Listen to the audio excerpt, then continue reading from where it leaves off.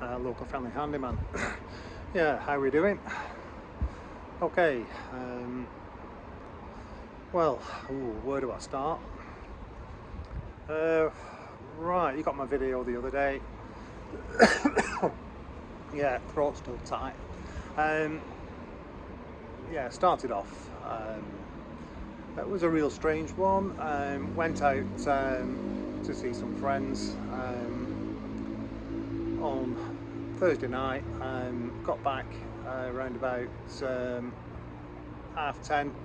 Didn't feel 100%.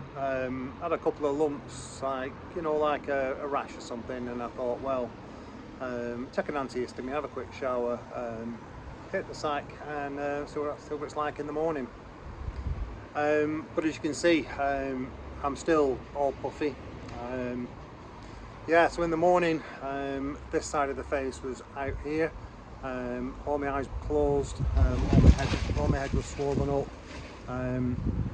My throat was tight, so it was just difficulty swallowing. So the partner, Angela, she took me to our local hospital in Chorley. Yeah, so I was in there only for a few minutes. They got me hooked up to an IV. They said it was anaphylaxis or an anaphylactic shock to something or other, but I don't know what it was.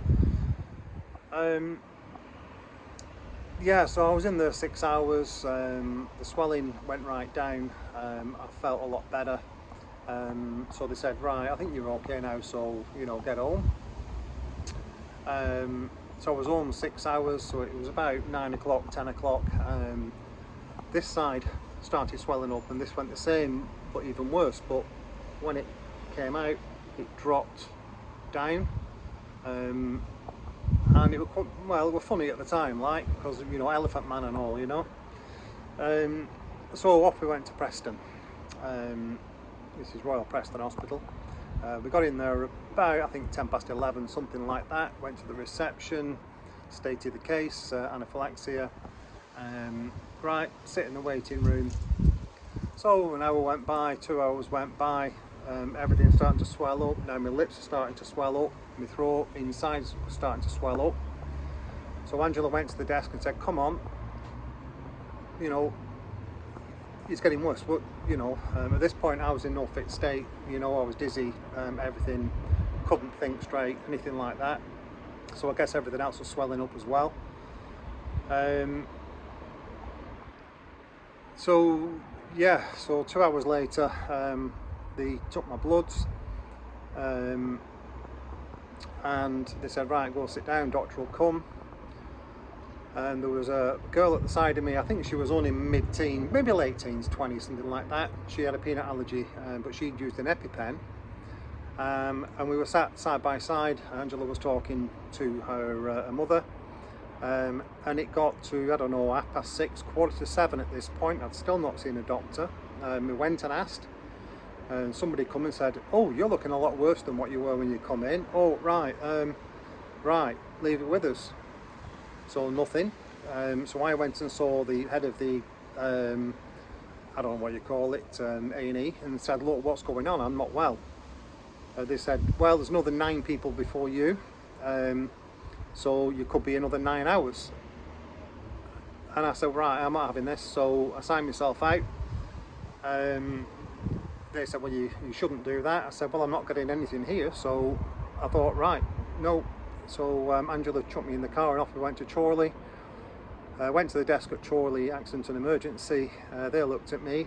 They looked at the notes on the system, said, right, come on. So the lady from triage got hold of me straight away, took me into a room. The kind nurses hooked me up to IV with whatever they were giving me for this kind of reaction. Yeah, at that point, I don't know what state we were in. I don't even remember a lot of it. This is what Angela's told me what happened. Sorry about the hand. Yeah, so, oh, I don't know, what time was this? Oh, I think this was probably,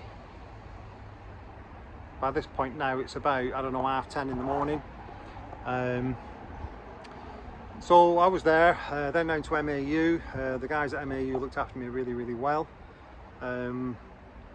yeah, I was still hooked up to an IV with antihistamines and some kind of steroid, something or other, I don't know. Yeah, so then yeah, so then it was right, you're admitted, so they admitted me. Went up to Rootwood B, which is I don't know what they call it in that, but I think it's kind of critical ward or something like that.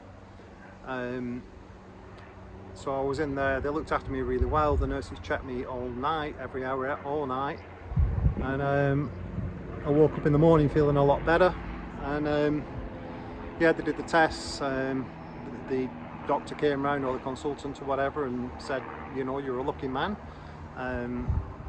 you know, this could have been worse, and would have been worse, you know, if your partner hadn't looked after you and just kept you lucid and kept you awake all the time, because I was drifting in and out.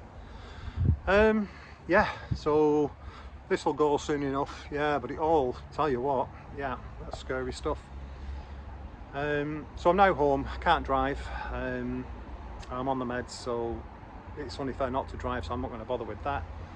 So I've just been painting my trailer and just taking my time, but boy, even just painting, just absolutely knackering. But yeah, so thank you to Chorley Accident and Emergency for twice trying to sort me out, and finally did. Not so much for Royal Preston, I know they're under pressure and I know this, but you know, there were people in there worse than me, and they'd waited 9 hours and not even seen a doctor, and 10 hours I hadn't seen a doctor. And you know, lady at the other side of me, she must have had some kind of cancer or something. All her hair, she was slumped in a chair, in a wheelchair. She was there for 6 hours, then wheeled herself out and said, I can't do this, I'm going somewhere else. Now, you know, Chorley were right on their hours, so it's 4 hours in and out. Preston, some of them 14 hours. There were people lying on the floor asleep. They brought their own pillows and lying on the floor. Well, yeah, and I know they're under pressure, the NHS, and I do get it. I'm not having a go at the NHS, but why is Chorley so different to Preston? Yeah, but overall, I'm fit and well. All the allergies gone, thankfully. But now it's just R&R and just take my time and build myself back up. Now, even holding the phone up like this, my arm's aching, and that's never like that before. So I've just got to build myself up a little bit and get back into the work slowly, yeah. So it's a long video, I know, but I just thought I'd give you my, you know, where I am, what happened and everything else. So total time in anaphylactic shock. Angela's counted it, I think it's 54 hours, something like that. Yeah, so anybody that, you know, has allergies and things like that, I do feel for you now, I really do, because it was very scary, yeah.